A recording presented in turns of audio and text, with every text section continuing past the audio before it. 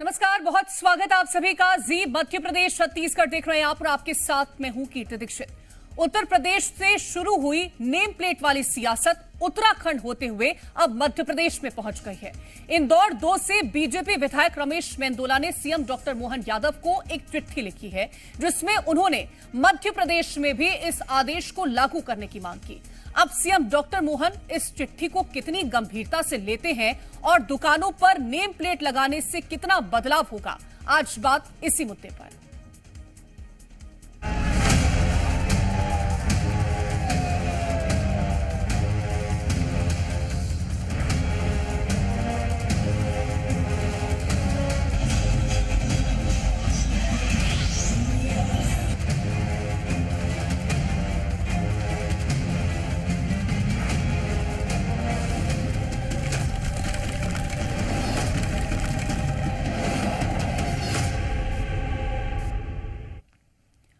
नाम जो हमारी पहचान को दर्शाता है, ये नाम व्यक्ति के अस्तित्व और व्यक्तित्व को भी बताता है और अब इसी नाम को लेकर यूपी टू एमपी सियासत जारी है।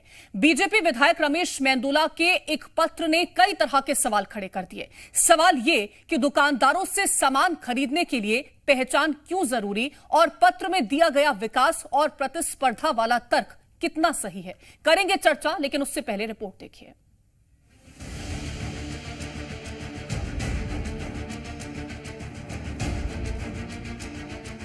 उत्तर प्रदेश की योगी आदित्यनाथ सरकार ने आदेश दिया है, कावड़ रूट में पड़ने वाले सभी होटलों और ढाबों को अपने मालिकों के नाम का बोर्ड लगाना होगा। ऐसा ही आदेश उत्तराखंड की पुष्कर सिंह धामी सरकार ने भी दिया। अब बीजेपी के शासन वाले एक और राज्य में दुकान के बोर्ड पर मालिक का नाम लिखने को अनिवार्य बनाने की मांग हो रही है। मध्य प्रदेश में सबसे ज्यादा वोटों से जीतने वाले विधायक रमेश मेंदोला ने मुख्यमंत्री मोहन यादव को पत्र लिखकर सूबे में भी यूपी की तर्ज पर आदेश जारी करने की मांग की है। सीएम को लिखे पत्र में उन्होंने लिखा है, किसी भी व्यक्ति का नाम उसकी पहचान होती है। व्यक्ति को अपने नाम पर गर्व होता है। मध्य प्रदेश के हर छोटे बड़े व्यापारी, कारोबारी और दुकानदार को अपना नाम बताने में गौरव के इस भाव की अनुभूति हो सके, इसीलिए राज्य शासन को हर स्थायी और चलित दुकान के सामने दुकानदार का नाम लिखना अनिवार्य करना चाहिए। एक तरफ मेंदोला ने सीएम को पत्र लिखा, वहीं अब इस मामले पर कांग्रेस बीजेपी पर हमलावर नजर आ रही है। देखिए, मेरा कहना है कि कोई भी दुकानदार गुमास्ता कानून बनाता, उसके अंदर उसका नाम रहता, सर्टिफिकेट के अंदर सब प्रोप्राइटरशिप। तो अगर नाम डिस्प्ले हुए तो कोई इसमें इतनी बड़ी बात नहीं है। भारतीय जनता पार्टी की सरकार जब जो निर्णय लेती है वो जन भावनाओं का प्रतिबिंब होता है। तो ऐसे में जब जनप्रतिनिधि इस विषय में मांग कर रहे हैं तो सरकार गुणदोष के आधार पर इसमें विचार करेगी। तो ये जो तुष्टीकरण की राजनीति से कांग्रेसी हर बार जब निकल कर आते हैं तो बताता है कि जब जब इस तरह के विमर्श होते हैं सबसे ज्यादा पेट में दर्द कांग्रेसियों को ही होता है। यूपी सरकार ने कांवड़ियों की आस्था और उनके तप की शुद्धता को ध्यान में रखते हुए उनके रास्ते में पड़ने वाले सभी दुकानों, ठेलों, ढाबों पर उसके मालिक का नाम लिखने का आदेश दिया है। इस आदेश के बाद दुकानदारों ने अपना सही नाम दुकानों पर लिख भी दिया है। अब मध्य प्रदेश में भी ऐसा ही आदेश लागू करने की मांग उठ रही है। देखना होगा मेंदोला के पत्र पर सीएम डॉक्टर मोहन यादव कितना गौर फरमाते हैं। ब्यूरो रिपोर्ट, जी मीडिया। तो अब इस मामले में मध्य प्रदेश के दुकानदारों का क्या कुछ कहना है, चलिए वो आपको सुनवाते हैं। और दुकान का नाम होना अनिवार्य होना चाहिए। जो झूठ बोल के धंधा करते हैं, नाम छुपा कर धंधा करते हैं, उनकी दुकानें बंद हो जाएगी। सही नाम होगा तो आदमी जहाँ जाना होगा वहाँ जाएगा। बिल्कुल सही होना चाहिए।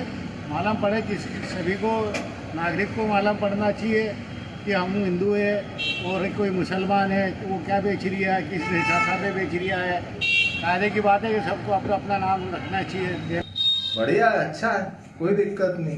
पहले भी प्रोप्राइटर का नाम होता ही था बोर्ड पे, अब नहीं रखते लोग।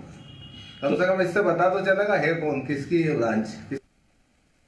तो उत्तर प्रदेश, उत्तराखंड और अब मध्य प्रदेश में नाम को लेकर संग्राम मचा हुआ है, लेकिन ऐसा नहीं है कि दुकान में मालिक का नाम पहली बार सार्वजनिक हो रहा है। कई लोग अपने नाम पर ही होटल का नाम रखते हैं। वैसे भी होटल में जीएसटी सर्टिफिकेट लगाना जरूरी होता है, जिसमें होटल मालिक का नाम साफ साफ लिखा होता है। इसके अलावा खाद्य सुरक्षा एवं मानक अधिनियम के 2006 के अनुसार रेस्टोरेंट और ढाबा संचालक को फर्म का नाम, अपना नाम और लाइसेंस संख्या लिखना अनिवार्य होता है। अब नाम को लेकर के जो सियासत चल रही है उसको लेकर हम चर्चा करेंगे। खास मेहमान जुड़ गए हैं, रोशनी यादव जी प्रवक्ता हैं कांग्रेस की, गुंजन चौकसी जी हमारे साथ जुड़ गए हैं, प्रवक्ता हैं बीजेपी की, और डॉक्टर सत्यप्रकाश शर्मा जी हमारे साथ जुड़ गए हैं, वरिष्ठ पत्रकार हैं। आप सभी का बहुत स्वागत है। सबसे पहला सवाल मेरा गुंजन चौकसी जी आपसे रहेगा कि ये नाम प्लेट वाली जो अब सियासत शुरू हुई है, क्या ये सिर्फ अभी कांवड़ यात्रा को देखते हुए शुरू की गई है या फिर ये कंटिन्यू रहने वाला है? देखिए, सर्वप्रथम ये कांग्रेस का काम है कि हर एक मुद्दे को जो जनता के हित से जुड़ा होता है उसे राजनीतिक मुद्दा बनाने की जो कांग्रेस कोशिश करती है, विभाजन की जो रणनीति अपनाने की कांग्रेस कोशिश करती है, इस बार कांग्रेस उसमें पूर्ण रूप से विफल साबित होगी। ये कांग्रेस का आज से नहीं वर्षों से रहा है। पहले जनता जनार्दन को धर्म के नाम पे विभाजन करना, फिर जाति के नाम पे विभाजन करना, कभी रंगों के नाम पे विभाजन करना, और वही इस बार कांग्रेस ने अपनाया। ये तुष्टीकरण की राजनीति, जनता जनार्दन को विभाजित करने की जो राजनीति कांग्रेस चल रही है, इसको भी राजनीति का मुद्दा बनाने की कोशिश इस बार कांग्रेस ने की है। मैं आपको याद दिला दूं, ये फूड सेफ्टी जो एक्ट था, ये 2006 में कांग्रेस सरकार द्वारा लेकर आया गया था। इसमें जो नियम बने थे 2011 में, वो भी कांग्रेस सरकार द्वारा बनाए गए थे। तो जब कांग्रेस ने जब बनाए थे, तो आज उन्हें आपत्ति क्यों है? सिर्फ चंद वोट बैंक के खातिर ये तुष्टीकरण की राजनीति करने की कोशिश कर रहे हैं। नाम में ही हमारी पहचान है, हमारी संस्कृति, हमारा संस्कार, हमारा सनातन सब नाम से ही तो छिपा हुआ है। अगर नाम में फिर दिक्कत क्या है? इन्हें इससे इतना परहेज क्यों है? ये सवाल खड़े करता है कि तुष्टीकरण की राजनीति करने वाले कांग्रेस जनता जनार्दन को क्यों विभाजन करना चाहती है? अगर जनहित का फैसला है, जनता चाहती है कि जिस तरह डॉक्टर का नाम लिखा जाता है, स्कूल में प्रिंसिपल का बोर्ड लगता है, आप क्लिनिक पे जाएं तो डॉक्टर का बोर्ड लगता है, वकीलों का बोर्ड लगता है, जज का बोर्ड लगता है, न्यूज के रूम्स में एंकर का नाम लिखा जाता है। तो सवाल है, तो अगर आपने एक फूड इंडस्ट्री में ढाबों के आगे या दुकानों के आगे उनका नाम लिखने की मांग कर ली, तो इसमें दिक्कत कहां है? ये जो दिक्कत कहां है, ये दिक्कत उन्हें सिर्फ और सिर्फ जनता जनार्दन को विभाजन करने की सिर्फ एक कोशिश है, सांप्रदायिक दंगे फैलाने की एक कोशिश है। लेकिन गुंजन चौकसी जी, जिस तरह से आपने एग्जाम्पल के तौर पर दिया कि स्कूल्स का जो नाम होता है, स्कूल का नाम कभी प्रिंसिपल के नाम पर नहीं होता। पहली बात, अगर हम मीडिया चैनल में काम कर रहे हैं तो हमारे नाम पर चैनल का नाम नहीं होता, हमारा एक अलग पहचान है। आपने जो सवाल उठाए हैं वो लाजमी हो सकता है, लेकिन स्कूल का नाम कभी भी प्रिंसिपल के नाम पर नहीं होता है, ये एक अलग विषय है। रोशनी यादव जी, अब आरोप लग रहे हैं कि आप लोग तुष्टीकरण की राजनीति करना चाहते हैं। अगर आप ही ये अधिनियम लेकर के आए थे, ये कानून आप लोग लेकर के आए थे, तो अब नाम लिखने में दिक्कत क्या है? नहीं, मैं 2 मिनट इसमें कुछ बताना मैं लौटूंगी रोशनी जी, मैं लौटूंगी गुंजन जी आपके पास। प्रिंसिपल का आप रूम में एंटर करते हैं तो प्रिंसिपल का नाम लिखा होता है। हाँ। आप किसी डॉक्टर के क्लिनिक में एंटर करते हैं तो वहाँ डॉक्टर का नाम मैं उस बात को कहीं इनकार नहीं कर रही, लेकिन एक संस्थान का नाम और एक व्यक्ति जो जिम्मेदारी निभा रहा है, वो दोनों अलग भी हो सकते हैं। ठीक है, रोशनी यादव जी। जी न्यूज के पैनलिस्ट को सभी को नमस्कार करती हूँ। आज ये जो भारतीय जनता पार्टी जिन उसूलों की बात कर रही है, जिन संस्कारों की बात कर रही है, सबसे पहले इनको अपने अंतर्मन में झांक करके देखना चाहिए कि आज पूरे देश में धर्म के नाम पर, संस्कृति के नाम पर किस तरह की वैचारिक राजनीति फैलाने को लेकर जो सांप्रदायिक नफरत फैलाने का जो भारतीय जनता पार्टी काम कर रही है, मुझे लगता है इनको सबक नहीं मिला। धर्म की राजनीति इन्होंने बड़ी राजनीति अयोध्या में भी की थी, फैजाबाद से इन्होंने मात खाई है, और वो राजनीति चल के बद्रीनाथ तक गई है, तब भी इनको सबक नहीं आया। अब बात आती है नाम की राजनीति के लिए, मैं आपको एक उदाहरण बताती हूँ। इन्होंने संविधान को भी अपने पिटारे में डाल दिया, और उसी संविधान की पुस्तक को लेकर आदरणीय राहुल गांधी जी और इंडिया गठबंधन ने पूरे देश की जनता को सचेत किया था, और उत्तर प्रदेश में इन्होंने बहुत ही करारा इनको जवाब दिया गया था। लेकिन इनको तब भी सबक, इनकी निंद्रा खुलती नहीं है, अभी भी ये उसी नींद में सो रहे हैं। आप देखिए कि 1950 में जब संविधान गठित हुआ था, तभी हमारा संविधान लिखा गया, और तब अंग्रेजी वकालत हुआ करती थी। सुप्रीम कोर्ट में, जहां उत्तर प्रदेश के मुजफ्फर जिले के जलालाबाद से एक मोहम्मद यासीन व्यक्ति को मुझे लगता है कि द पीपल कॉन्स्टिट्यूशन की बुक पढ़नी चाहिए, जो रोहित दा ने लिखा है कि किस तरीके से मोहम्मद यासीन एक ठेला लगाकर 8 लोगों के परिवार को चलाता है, फुटकर सब्जी बेचकर। और नगर पालिका के द्वारा एक इस तरह का फरमान निकाला गया था कि जो लाइसेंस धारी दुकानदार हैं केवल और केवल उन्हीं को जो है सारे ठेके दिए जाएंगे। तो क्या जो आम गरीब तबका है, जिस तरीके से भारतीय जनता पार्टी कहती है, इनके नेता कहते हैं कि आप पढ़ाई लिखाई मत करिए, मोटरसाइकिल और पंचर की दुकान खोल लीजिए, ये शिक्षा देती है भारतीय जनता पार्टी के संस्कार और इनका अनुशासन। एक इनके मंत्री कहते हैं कि जाकर जो है अगर लोगों की मदरा छुड़ाना है तो घर में महिलाएं पति को, अपने भाइयों को स्थान दें और बच्चों के सामने बैठकर जो है मदरा का सेवन करें तो मदरा छूट जाएगी। ये इनकी पार्टी सिखाती है। ये इनके प्रधान सेवक कहते हैं कि एक ठेला लगा लीजिए पकौड़े का, इससे पूरे देश की गरीबी मिट जाएगी। ये ना महंगाई पे बात करते, यथार्थों पे बात ना करते हुए नाम बदलने की इस तरह की राजनीति। और मुझे लगता है ठीक है, ये कहीं ना कहीं आरोप आप बीजेपी पर लगा रही है, बीजेपी आप पर आरोप लगा रही है, लेकिन ये आरोप प्रत्यारोप है, क्या ये सियासत है, ये समझने की कोशिश मैं डॉक्टर सत्यप्रकाश जी से करूंगी।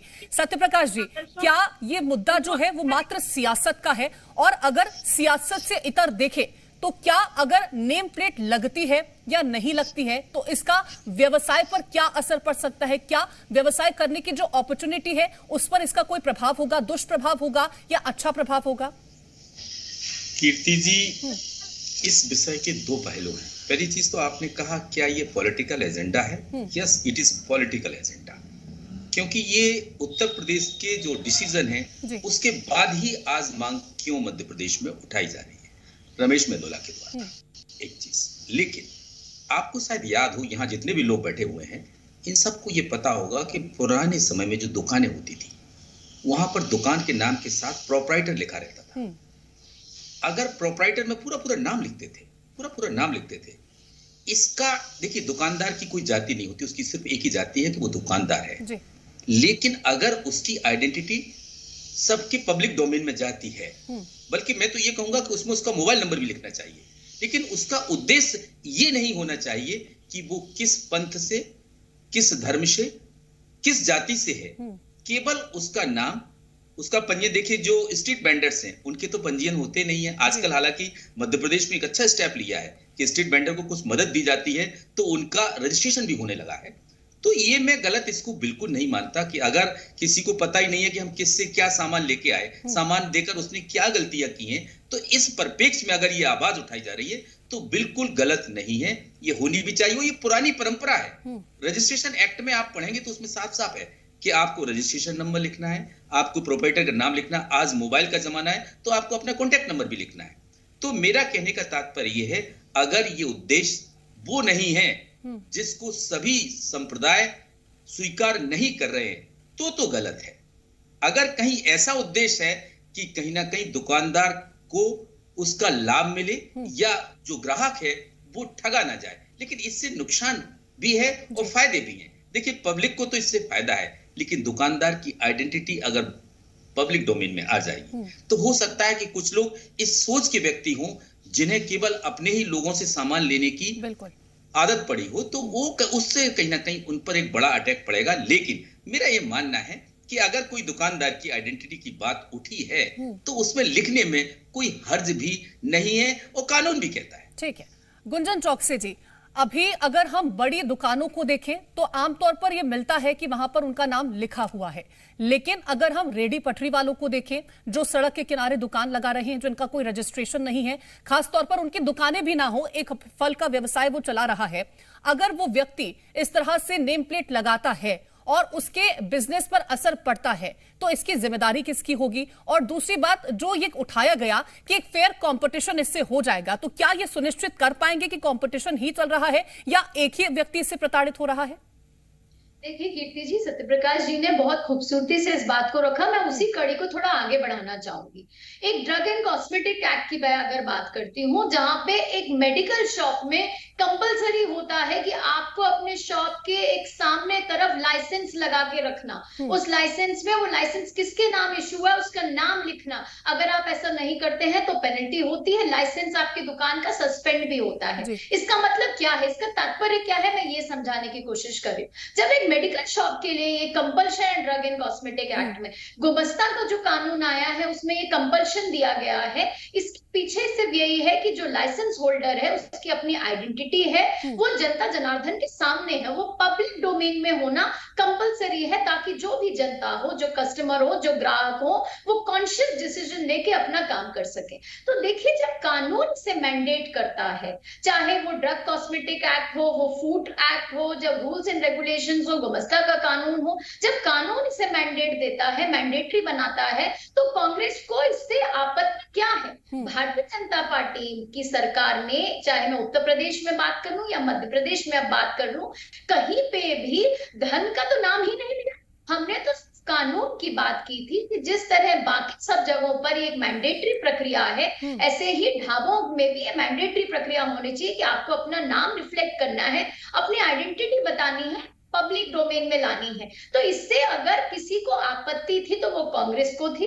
वो आपत्ति में उन्होंने एंगल राजनीतिक क्या डाला, तुष्टीकरण का डाल दिया, फिर सांप्रदायिक एंगल डाल दिया। तो ये जो नेगेटिविटी है, एक लीगल सब्जेक्ट को आपने एक राजनीतिक मुद्दा बनाया और उसे एक नेगेटिव मुद्दा बनाया, ये काम कांग्रेस ने किया है। दूसरी बात कीर्ति जी, आपने जो स्मॉल वेंडर्स की बात की, तो मैं बहुत गर्व के साथ कहती हूँ कि डॉक्टर मोहन यादव की सरकार में आते से ही उन्होंने पहले या दूसरे डिसीजन में सबसे पहले दिशा निर्देश यही दिए थे कि उन छोटे वेंडर्स का भी रजिस्ट्रेशन किया जाए, उन्हें भी मेन स्ट्रीम में लाया जाए, उनके साथ डिजिटलाइजेशन हो, उनकी भी अपनी एक आइडेंटिटी क्रिएट हो। और इसके पीछे पर्पस क्या है? उसके पीछे पर्पस है कि हम डेवलपमेंट की ओर बढ़ रहे हैं, हम ट्रांसपेरेंसी की ओर बढ़ रहे हैं, हम डेटा एनालिसिस की ओर बढ़ रहे हैं, हम ट्रांसपेरेंसी से अपना डेटा मेंटेन कर पाएंगे। पब्लिक डोमेन में अगर आपको अपनी आइडेंटिटी बताने में दिक्कत है तो एक विशेष समुदाय को क्यों है, और उस विशेष समुदाय का समर्थन करने वाली कांग्रेस सरकार ठीक है, कांग्रेस आखिरकार समर्थन क्यों कर रही है? रोशनी यादव जी, नाम लिखने में क्या गुरेज है? आखिरकार नाम ही तो लिखना है, और इसके पीछे का आखिरकार कांग्रेस उद्देश्य क्या मान रही है? कांग्रेस क्यों समर्थन नहीं कर रही है? उत्तर प्रदेश के बाद मध्य प्रदेश में एंट्री होती है, उत्तराखंड में भी इसको लेकर के बातचीत है, और मध्य प्रदेश में भी कहा जा रहा है कि नेम प्लेट लगवाइए। हालांकि अभी इसको लेकर के कोई स्पष्टी वो नहीं आया कि हाँ लगाना ही होगा, पत्र ही पहुंचा है मुख्यमंत्री के पास। कांग्रेस को तकलीफ किस बात से है, और आपको क्यों लग रहा है कि ये गलत है? देखिए मैम, पहले तो समझना पड़ेगा, उत्तर प्रदेश में जहां मुजफ्फरनगर में ये शासन द्वारा, जो प्रशासन द्वारा फरमान जारी किया जाता है, तो इसमें न्यायालय को और भारत देश की जनता भी देख रही है कि किस तरह की मंशा प्रशासन के साथ खड़े होकर शासन ने अपनी मंशा को रखा हुआ है। तो जिस तरीके से वहां कांवड़ यात्रा को लेके और जो दुकान लगाने वाले आम जनता है, तो उनके लिए जो फरमान जारी किया है ये बिल्कुल ही सही नहीं। और सबसे बड़ी बात कि ये नाम की बात कहाँ से आ जाती? क्या इनको रूल और रेगुलेशन पता नहीं है? जब गुमस्ता लाइसेंस के अंदर जब किसी को भी लाइसेंस दिया जाता है तो उसकी फर्म का नाम प्रोपराइटर में, जैसा कि वरिष्ठ पत्रकार जी ने भी बताया, कि उसके अंतर्गत उसका नाम, फर्म का नाम, जगह, सारा सब कुछ बयां कर दिया जाता है। फिर किस दायरे में इनको शक खड़ा हो जाता है? किस पारदर्शिता की बात कर रहे हैं? आज तक उसी नियमों पे जो है दुकानदार चलते आ रहे हैं। तो क्या मैं इनसे पूछना चाहती हूँ, इतनी बड़ी बड़ी कंपनियां चलती हैं, जो व्यापारिक प्रतिष्ठान है, होटल कंपनी, क्या सारे लोग अपने नाम से चलाते हैं? क्या अपना प्रमुख नाम रखते हैं? ये छोटे दुकानदारों के लिए, ये गरीब तबके के लिए ही क्यों इस तरह के फरमान जारी करते हैं? क्यों आज अगर आप देखिए, फॉर एग्जाम्पल मुजफ्फरनगर में चला है कि एक फल वाले ने नासिर नाम रखा है, एक ने आरिफ नाम रखा है, तो क्या एक व्यक्ति जब सब्जी लेने जाएगा, फल लेने जाएगा, तो वो क्या इस बात की तुलना करेगा कि मुझे अपने हिंदू ठेले वाले से सब्जी लेना है या फल खरीदना? समय की थोड़ी सी कमी है, मैं आपसे माफी चाहूंगी, आपको टोक रही हूँ। एक आखिरी रिएक्शन छोटा सा सत्यप्रकाश जी आपसे रहेगा कि आखिरकार जो एक कस्टमर है उसका उद्देश्य यही होता है कि वो जो सामान लेने जाए उसे एक बेहतर सामान मिले, वो उसकी क्वालिटी अच्छी होनी चाहिए, क्वांटिटी में कोई गड़बड़ी नहीं होनी चाहिए। तो ये ज्यादा इंपॉर्टेंट है या उसका नाम होना ज्यादा इंपॉर्टेंट है? देखिए, इंपॉर्टेंट तो ये है कि क्वालिटी अच्छी हो, उसकी क्रेडिबिलिटी हो दुकानदार की। लेकिन यहाँ एक चीज समझें जरा, अपन डिबेट तो कर रहे हैं, ये जो मामला उठ रहा है ये केवल उन जो स्ट्रीट वेंडर्स हैं उनके लिए उठ रहा है। सवाल उन पर है। बकाया के तो सभी अपने जो बोर्ड लगा के ही अपनी दुकान पर सामान बेचते हैं, ये सवाल उन पर है। लेकिन आपने को मैंने बताया पीएम स्वनिधि एक स्कीम है, उसके तहत ये ठेले रेहड़ी वाले यानी जो स्ट्रीट वेंडर्स हैं, प्रधानमंत्री नरेंद्र मोदी ने एक अच्छी स्कीम लॉन्च की। उनको जो कोविड के समय में एक स्कीम लॉन्च की थी जिसमें मध्य प्रदेश ने टॉप किया अभी रिसेंटली करी। तो मेरा कहने का तात्पर्य है कि अगर उनकी आइडेंटिटी सामने आती है तो ये बिल्कुल भी गलत नहीं, ये दूसरी मीनिंग में भी अच्छा है। उनके रजिस्ट्रेशन होंगे तो उनको इस स्कीम का फायदा मिलेगा। उनको लोन भी दिए जाते हैं, 10, 20, 50 हजार रुपए लोन तक दिया जाता है। लेकिन इसका मोटिव कम्युनल नहीं होना चाहिए। ये केवल दुकानदार की आइडेंटिटी अगर सामने आती है तो ठीक है, नहीं दुकानदार जैसे आप सब्जियों के ठेलों पर जाएंगे तो मोस्टली आपको मुस्लिम्स मिलेंगे, तो क्या हम लोग लेते नहीं है? बिल्कुल लेते हैं। आप जाएं उज्जैन का एक मैं बड़ा उदाहरण दे रहा हूं, उज्जैन में महाकाल मंदिर के आसपास जितने भी रहने वाले दुकानदार हैं ना 90% वो सब मुस्लिम्स हैं। बावजूद भी वो नाम ऐसे रखे हुए हैं कि आप उनकी आइडेंटिटी से पता ही नहीं लगा सकते। और हिंदू सामान, वो पूजा पाठ का सामान भी बेचते हैं, खाने पीने का भी सामान वहां बेचते हैं, और लोग हिंदू लोग लेते हैं। तो ये कम्युनल हार्मनी अपने प्रदेश में है। ठीक है, तो इसमें कोई नुकसान नहीं है जिस तरह से सत्यप्रकाश जी कह रहे हैं। हालांकि सियासत इस पर जरूर देखने को मिल रही है। फिलहाल बहुत शुक्रिया है आप तीनों का हमारे साथ इस चर्चा में जुड़ने के लिए, और फिलहाल के लिए इस खास पेशकश में इतना ही। आप देखते रहें जी मध्य प्रदेश 36।